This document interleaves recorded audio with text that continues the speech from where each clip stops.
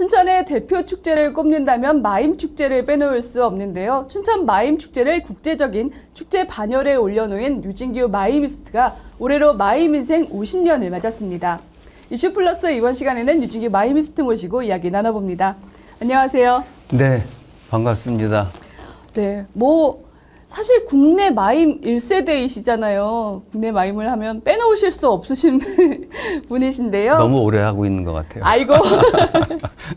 근데 하지만 또 이제 마임 축제, 춘천 마임 축제 예술 감독직을 내려놓으신 이후에는 네. 조금 근황을 모르겠다 궁금해하시는 분들도 많으셨어요. 인사 말씀과 함께 어떻게 좀 지내셨는지 말씀도 부탁드릴게요. 예, 하여튼 반갑습니다. 저는 마임 축제를 그만둔 지 벌써 10년이 됐더라고요. 네. 근데 지난 5월에 택시를 탔더니 택시 기사분이 저한테 축제하느라고 힘드시죠? 바쁘시죠? 아, 네. 시장에 가면 시장 아주머니들이 축제 때문에 바쁘죠? 고생했어요. 그러니까 저는 아직 10년이 지났는데도 계속 축제를 하고 있는 거더라고요. 근데 그 축제를 그만두고 한 3, 4년은 이제 좀 일종의 방황이랄까?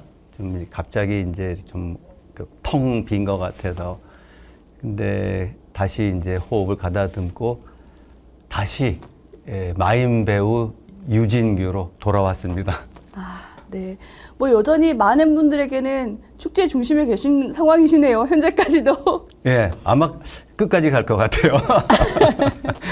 정말 말씀해 주신 대로 마임 하면 빼놓을 수 없는 지역에선 특히나 마임 축제 중심에 계셨던 분이신데 올해로 딱 마임을 시작하신 지 50주년이 되시는 해라고 저희가 들었습니다.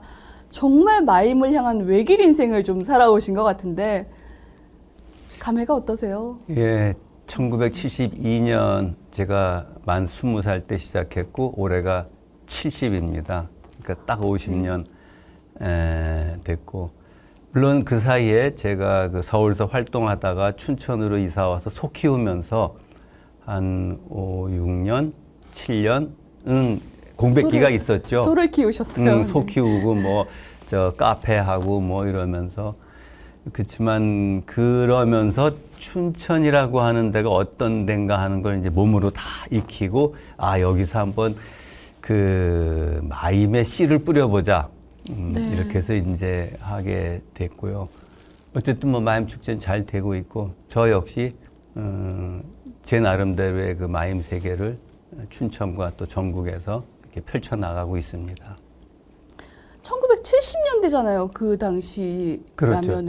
72년. 네. 네. 그때 소도 키우셨다고 말씀하셨고 또 사실 예술의 장르라기에 마임은 아주 많이 낯선 시대였잖아요. 그럼에도 불구하고 이 마임을 시작해야겠다. 마임에 대한 어떤 매력을 느끼게 되신 계기가 있으셨나요? 저는 그 70년 70학번이에요. 수의학을 하려고 동물과 같이 살려고 이제 수의과를 들어갔는데 그 당시 학교가 다 이제 군사 정권 하에서 군대 같았어요. 그래서 이제 많이 좀 절망을 하고 그러면서 만난 게 연극이었고 연극이 너무 재밌으니까 학교를 중퇴하고 이제 극단에 들어갔는데 또 공교롭게도 마임을 가리키는 극단이에요. 그러면서 이제 마임의 길로 접어들었는데 여기서 중요한 게 수의학 하다가 연극으로 접어드는 그러니까 삶의 선택, 삶의 길의 선택이 쉽지 않거든요. 그렇죠. 근데 저는 제가 하고 싶은 걸 택했고 또 연극을 하다가 마임이라는 건 그 당시에 하는 사람이 없었어요. 그걸 택하는 게 쉽지 않았는데 저는 또 예술가의 길은 남들이 안 하는 길을 가는 거다. 그래서 이제 선택했고 그리고 이제 그 길을 지금까지 쭉 오고 있는 거죠.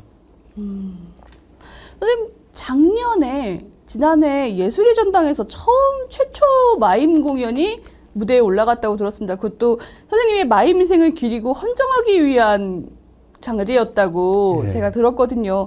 그만큼 50년 동안 해오신 많은 작품 중에 유난히 기억에 남는 작품이라든가 무대도 있으셨을 것 같아요. 그때 제 대표작 빈손이라는 작품 하나 하고 하루는 그렇게 하고 하루는 제가 72년부터 그 당시 2021년 오늘까지 한 작품들을 쭉 이렇게 설명과 함께, 그러니까 이제 그 이런 과정으로 지금의 유진규의 공연이 왔습니다라는 거를 보여드린 작품을 했어요. 결국 그러니까 뭐 빈손이야 뭐 워낙 알려진 작품인데 네. 제일 마지막 작품 모든 사람은 아프다라는 작품이 그 당시에 이제 좀 코로나가 굉장히 극성을 떨 때였거든요. 그래갖고 많은 사람들의 공감, 저 역시 그렇지만 얻었던 그런 작품으로 기억이 남습니다. 네.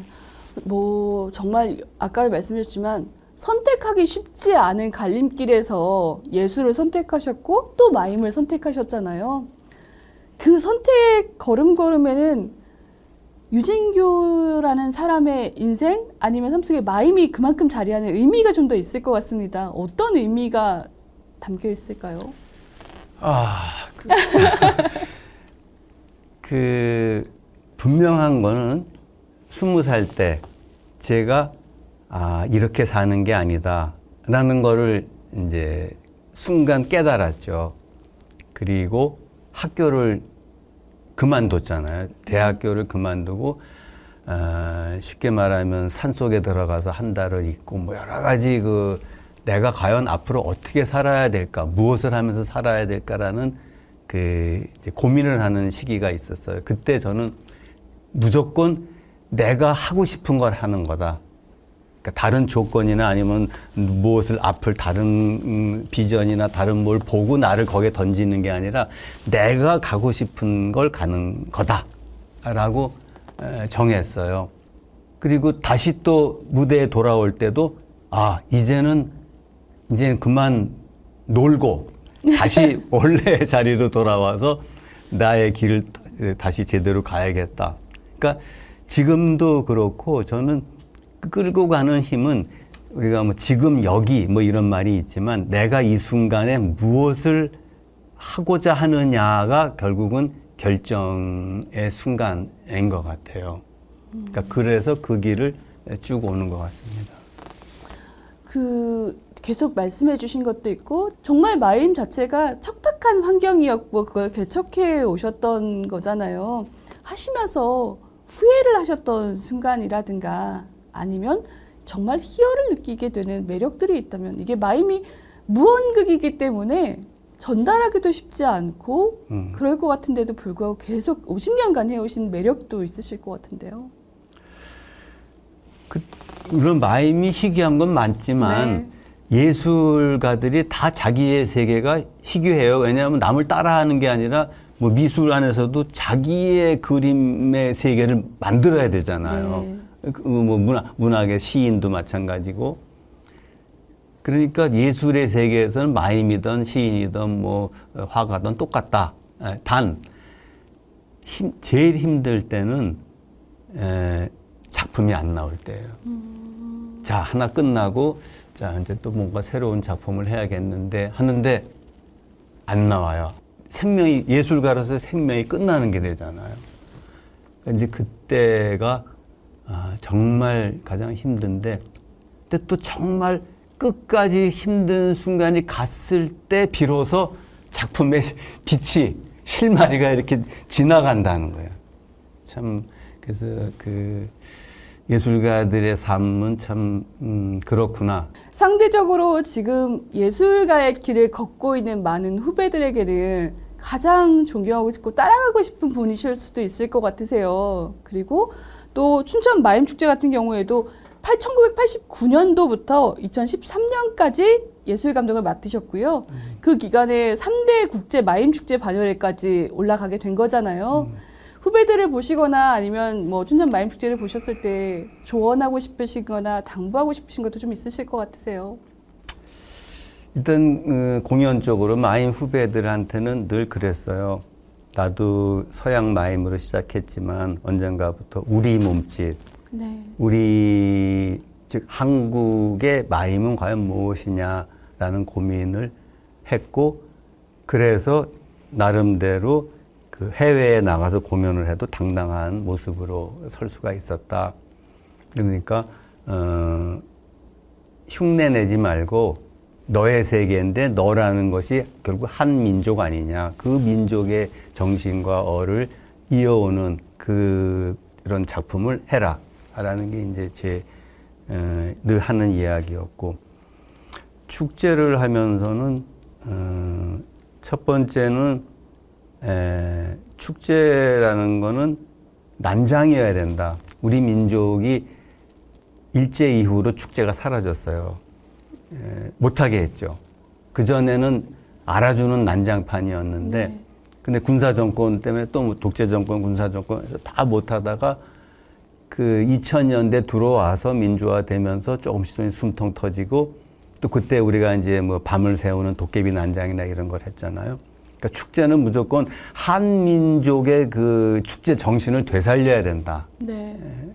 그 다음에 하나는 절대로 어디서 한 거는 하지 마라. 그럼 뭐예요?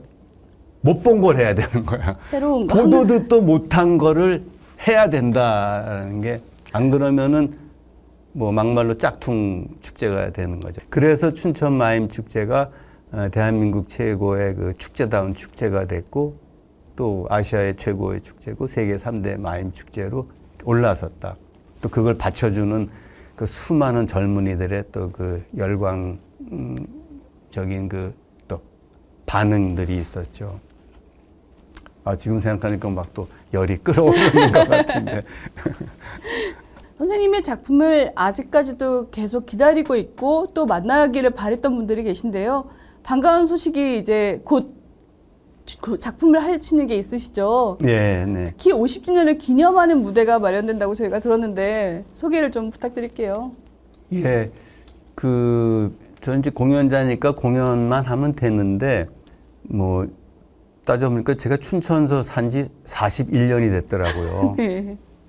그리고 살면서 또 이런 일 저런 일도 많이 했고, 네. 예를 들면 뭐 마임축제도 그렇지만 축제극장 몸짓도 졌지, 또 여러 가지 이 춘천이 문화예술의 도시로 알려지는 데도 했지. 그러면서 수많은 사람과 또 얽히고 부닥치고 뭐 좋은 일 안 좋은 일. 그래서 이번에 이거를 공연 하나로 하지 말고 시민과 같이 하는 프로젝트로 가면 좋겠다라고 했더니, 그 춘천 문화재단하고 그 시민들 그 조직들이 있어요. 시민들 그 문화 활동하는 네. 그 사람들이 이제 시민 토크쇼라는 이름으로, 사실 또 제가 마임축제 그만둔 지 10년이나 지났으니까 또 젊은이들은 잘 모르나 봐요, 저를. 그래서 어쨌든 유진규가 누구냐? 라고 이제 아는 토크쇼도 있고, 또 제가 작년에 그 요선시장을 중심으로 활동을 하다가 영화 요선이라는 걸 찍었어요. 네. 제가 이제 주인공이죠. 네. 그리고 그 영화가 제천 국제음악영화제에서 또 작품상도 받았어요. 네. 그래갖고 그 영화를 축제극장 몸짓은 또 저하고 굉장히 인연이 있고, 또 그 영화를 찍은 장소이기도 하니까 축제극장 몸짓에서 영화 상영도 하고, 그러니까 11일, 12일 그렇게 가고 18일 날은 이제 춘천문예회관에서 제 공연 내가 가면 그게 길이지를 합니다. 여러분들 많이 와서 함께 하고 좋은 시간 같이 보냅시다. 선생님을 기억하는 많은 마임 팬들에게는 정말 만남의 기회이고, 또 젊은 사람들에게는 새로운 낯설었던 마임의 장르로 좀 더 친숙해질 수 있는 기회가 될 수도 있을 것 같아요. 같이 또 18일 이어지는 공연을 같이 기대해 볼 수 있을 것 같습니다. 선생님, 앞으로도 계속 작품 활동을 이제 50년 하셨으니까 향후 50년 더 하실 계획이시잖아요. 100년 세대니까. 그러니까요. 그래. 계산을 할 때. 어떤 작품들로 또 조금 더 이렇게 하실 계획 있으세요? 공연이라고 하는 것에 대한 생각이 일단 바뀌었어요, 제가. 공연은 극장에서 하는 거다, 무대에서 하는 거다 해서 공연은 보아주는 사람이 있으면 어디서든지 하는 거다. 그리고 공연이라는 것이 어떤 공연이라는 틀이 있는 게 아니다. 좀 기승전결이라든가 어떤 구성에. 그들 아니면 그 공간 아니면 그 어떤 문제 그 사건이 원하는 게 맞춰서 내가 보여주면 되는 거다. 그러니까 언제 어디서든 어떻게든 하는 게 공연이다 라는 생각으로 바뀌었거든요. 그러면 이제 내가 할 일은 정말로 나 스스로가 이제 그 어떤 틀이나 격식에 이렇게 어떤 그런 짜여진 구조에 맞춘 게 아니라 정말로 그 자연스럽게 안에서 우러나오는 것들을 그 자연스럽게 어울리는 공연을 하게 되지 않을까. 하나 이제 그 생각이 지나가고 하나는 이건 이제 해외에서 많은 공연자들하고 어울려서 하다 보면은 정체성 문제를 느낄 수밖에 네네. 없어요. 다 민족이 다르고 다 저기 문화적인 그 환경이나 표현 세계가 다 다른데 나는 그러면 짝퉁은 절대 되면 안 되는 오리지널이 돼야 돼. 그럼 나의 오리지널은 뭐냐라는 거를 계속 이제 캐 들어가면서 정말로 나의 피, 그러니까 지금까지 쭉 이어온 나의 피, 뭐 이런 DNA란 말도 하지만 어쨌든 그런 것들의 어떤 원형이랄까 이거를 보여주는 일을 해야 되지 않을까. 그런 생각들이 지나갑니다. 선생님 앞으로 이제 많은 분들이 더 마임 공연을 보고 또 사랑해야 되잖아요. 하지만 어려운 분도 있을 것 같아요. 마임을 즐기는 팁도 좀 주시고 끝으로 인사 한 말씀도 같이 좀 부탁드리겠습니다. 늘 말하지만 마임 누구나 다 마임을 해요. 말 없이 뭐 어떤 자기 의사를 표현한다는 것 자체가 가장 초보적인 마임인데 그건 우리 어렸을 때부터 다 해오고 있거든요. 근데 단 이제 무대 예술로 마임이 보여졌을 때 어떤 건 쉽고 재밌지만 어떤 건 어렵죠. 근데 마임만 그런 게 아니에요. 미술도 어떤 건 딱 보면 알지만 어떤 건 앞만 봐도 설명 들어도 모르는 게 있고 음악도 마찬가지고 그렇듯이 예술의 세계라는 거는 그 굉장히 그 다양하다. 그러니까 예술의 세계에 대한 그 마음, 그것과 이해하고 즐기고 함께 하려는 마음은 결국 마임이든 그 뭐든 자기의 어떤 그런 감성적, 미적 세계를 이제 풍부하고 아름답고 그러면 자연히 당신의 삶은 아름다운 삶이 될 것입니다. 알겠습니다. 오늘 고맙습니다. 그래, 고마워요. 네. 네, 마임은 몸짓의 향연이라고 합니다. 몸짓과 표정만으로 누군가의 아픔을 보듬고 또 예술적인 울림을 주기도 하는데요. 50년을 이어져 온 마임과 예술에 대한 도전이 끊이지 않고 또 다른 길을 개척해 나가기를 저희도 응원해 보겠습니다. 이슈플러스 오늘은 여기서 마칩니다. 고맙습니다.